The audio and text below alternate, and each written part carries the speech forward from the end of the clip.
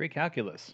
So we are doing a brief little overview of Chapter 14, and rather than doing one longer video, I decided to split it up into probably it looks like four short videos, short-ish, depending on the topic.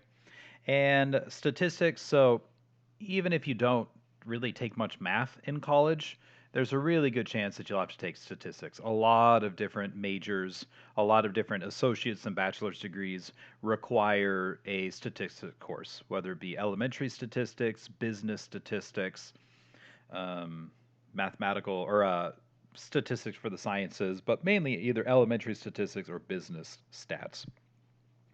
So I didn't want to pass up an opportunity to at least kind of get your feet wet with it so that you get a little bit of a sense of what's going on and how some of the terminology works. And yeah, so I will say this statistics in a lot of other countries is viewed as just another branch of math. In the United States and in some countries, the statistics is viewed as a complete, separate, distinct thing. Even like with my master's degree, there were a variety of different math, like sections of or groups of courses, whether it be applied math or discrete math or um, complex math, different stuff like that. And then as its own separate, completely different category was statistics. And oftentimes, a statistician will consider himself or herself a statistician. A mathematician will consider himself or herself a mathematician. In the United States, they usually have separate sets of offices on separate floors of buildings because when they were too close to each other, they would get in fights too often. And one of the reasons why is when you get to when you get to pre-calculus, calculus on up with math courses, you are very rarely given a new formula to use or a new theorem to use without the formula or theorem being derived or proved for you. And so it's like, all right, starting at the ground level, let's build this formula that we're going to use. And here's where it came from. Statistics does not work that way. Statistics very much is here's a formula, just trust us, it works pretty well if the circumstances are right. And that's oftentimes what it comes down to.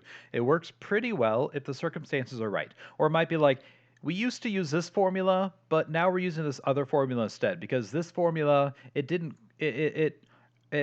quite work well enough under slightly abnormal conditions. And so this one works better in more circumstances is a little bit of what it can get like. So just the mindset is very, very different, and you have to, in a lot of ways, entrust a lot more faith in the formulas you're using with statistics. And I also didn't like the fact that I usually could not check my answer because it's like if my formula came out right, I used the formula correctly in the right way, my answer is correct.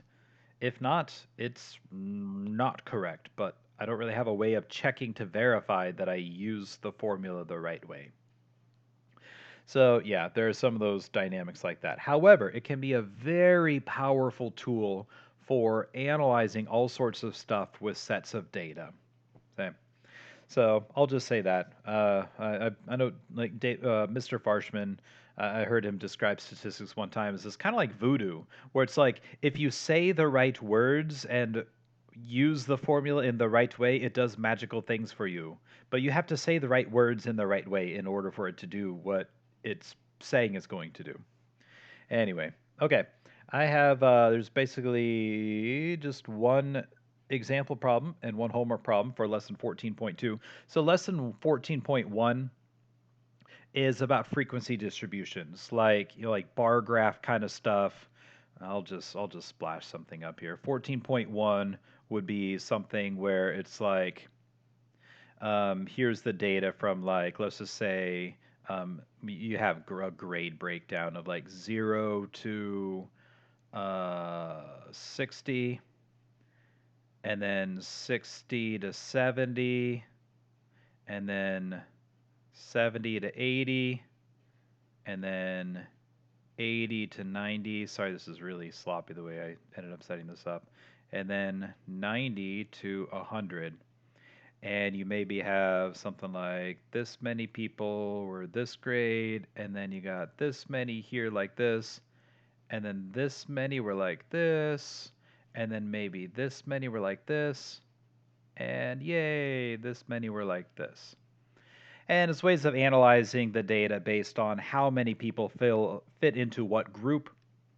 And then even things like if you just have the numbers here, so let's just say that this is like 2, 4, 7, 3, 11. If you have how many people fit into what group, you can get a calculation of the average of what it looks like. And there are different ways of representing the data graphically. And there's also a lot of ways to make the data seem deceptive. If it's not like grade categories, if it's something where you can kind of arbitrarily define or decide where the boundaries get set, you can make the data kind of say whatever you want it to say sometimes. And that's definitely something to be aware of these days with yeah, of just people could just by tweaking the how things are set up with statistics, they can really make the data say just about whatever they want it to say. So it takes a discerning eye. But moving on to lesson two. So lesson two is about measures of central tendency. Measures of central tendency. And we have three things here: the mean, also known as the mean, not meme. Mean, also known as the average. The median, and the mode. Okay, so first a little bit about the mean. Your textbook doesn't get into this, but there's what's called, and it's the same thing with standard deviation later, there's what's called the population mean and the sample mean. And I am going to point this out, just so you're not confused by it if you run into it later. Population mean versus the sample mean. The symbol used for the population mean is mu. It's the Greek letter mu. And what's going on here is this the average of all of the data points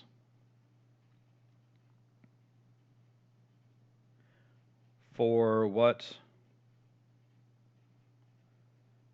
let's say for the set being analyzed, for the set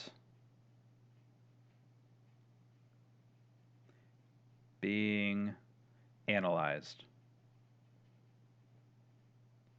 So population mean would be like the average grade for the class when they took a test. Okay. You have the information of each student's grades, and you find the average. Okay. So you find the average for the entire population. A sample mean would be something like you are finding the average grade of juniors taking the SAT, the average score of juniors taking the SAT, where you have a random sampling, that's the word sample, where you have a random sampling of 3,000 of the students who took the test. So you add those 3,000 and find the average, okay? But you're not finding the average of every single person who took the test. You're finding the average of a representative sample. And for that, the symbol used, come on, there we go, is X bar. Okay. And we'll say average of a representative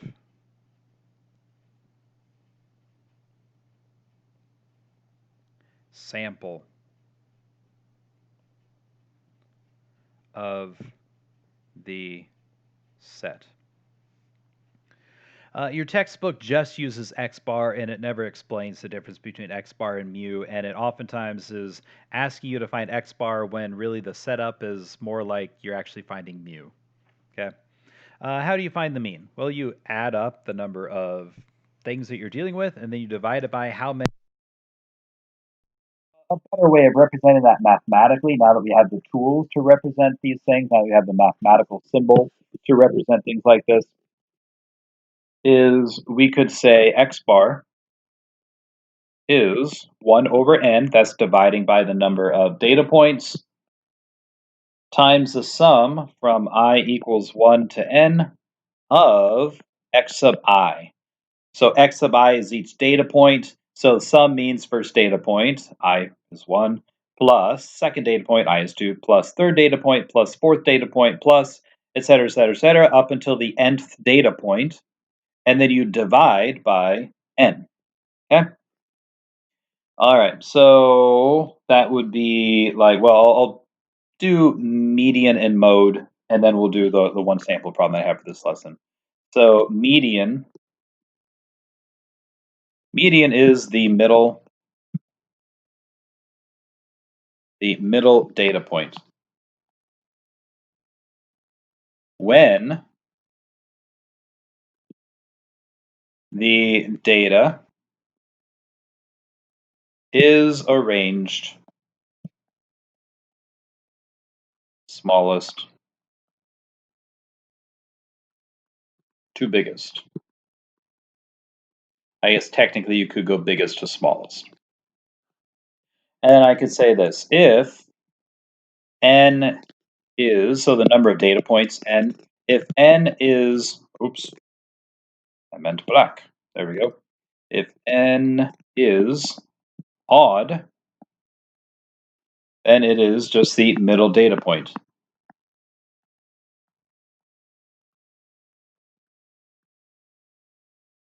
If n is even, well, there's no middle now, so what we do is the average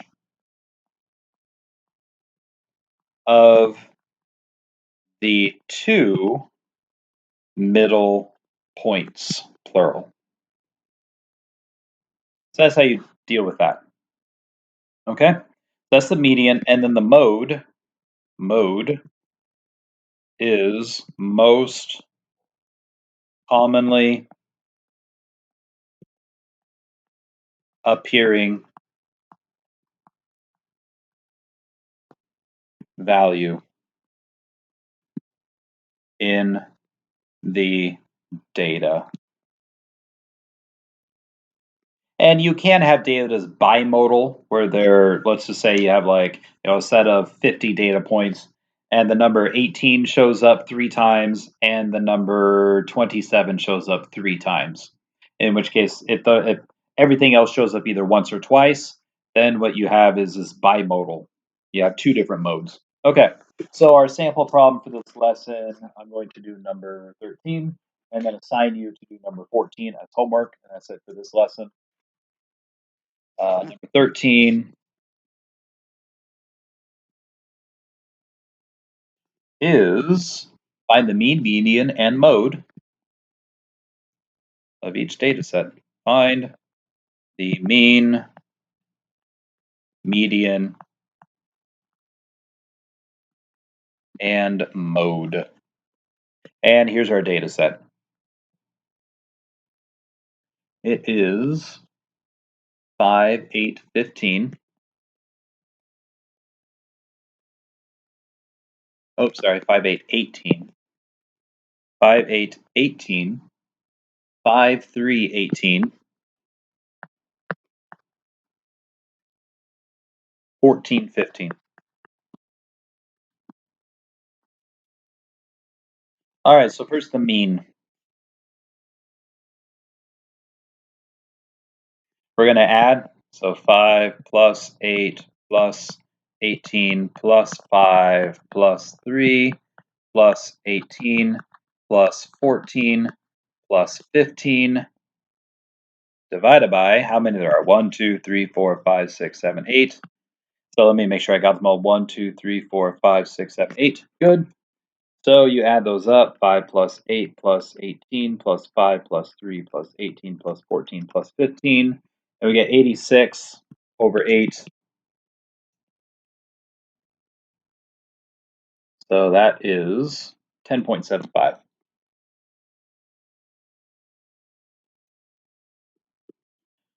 Okay, now for the median, we need to list it in order.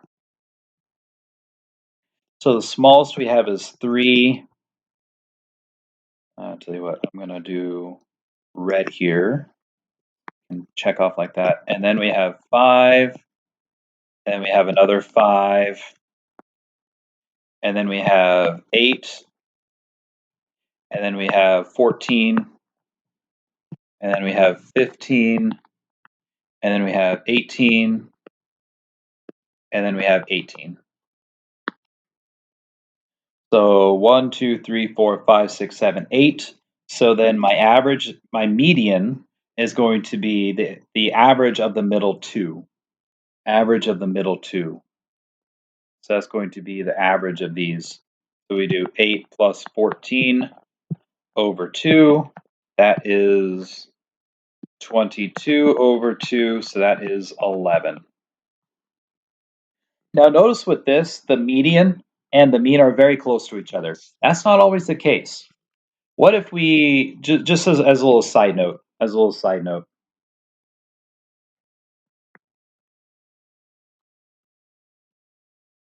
just to go with a really simplified example. Let's say the average. We're finding the average of this data set. Let's just say we have 48,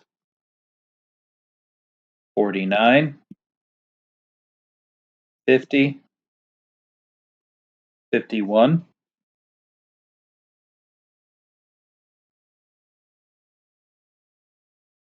7,000. All right, let's find the average and the median. Well, the average, 48 plus 49 plus 50 plus 51 plus 7,000 divided by 1, 2, 3, 4, 5 divided by 5. And the average here is 1,439.6. What's the median? The median, 1, 2, 3. The median is 50. Now, which one of those is a better representation of the data? Well, so this is technically getting into the number 7,000 there would be considered an outlier. That's a lesson 3 topic. That would be considered an outlier and you wouldn't count it. But let's just pretend that you had like a bunch more data points and you had a few random big numbers or a few random really little small numbers that threw things off. So the average can be skewed quite a bit by just a handful of data points. The median doesn't really change if you have some random large or some random small values in your data. So usually if you see things like the average income or the average number of this, usually I like to see, and most statisticians like to see, what is the median of the data point because that will probably give us a lot better of an idea. Okay, so that's median and then mode. Mode is just what shows up the most. Well, you have 2 5s and 2 18s. So 5 and 18 are the most. So this data is bimodal. Okay, that is lesson 2. Hope it goes well.